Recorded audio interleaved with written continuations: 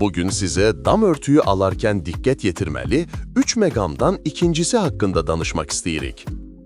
Metalın qalınlığı. Təcrübə göstərir ki, sizə məsələn 0.45 mm adıyla əslində daha nazik dam örtüyünü sata bilərlər.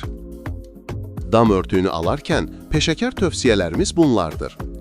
1. Mütləq fərqli satıcılardan kiçik metal nümunələri götürün və onları əllə yoxlayın, vizual müqayisə edin. 2. Metalın qalınlığını mikrometrlə ölçün. Amma diqqət edin ki, cihazın özü rəsmi markalı və holoqramlı olsun. Bu, ölçmənin düzgünlüyünü təmin edir. Bəzən müştərilərimiz başqa yerlərdən aldıqları dam örtüyünün nümunələrini gətirirlər və ölçəndə məlum olur ki, onlara məsələn 0.45 mm adıyla əslində hətta 0.35 və ya 0.36 mm qalınlıqda dam örtüyü satılıb.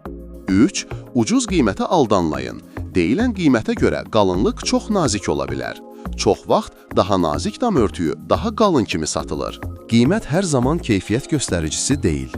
Beləliklə, bir neçə nümunə götürün, ölçün, müqayisə edin və yalnız əmin olduqdan sonra alış edin. Bu, damınızın uzun ömürlü və etibarlı olmasını təmin edəcək. Ulduz dam örtükləri, sizi qoruyan dam örtüyü.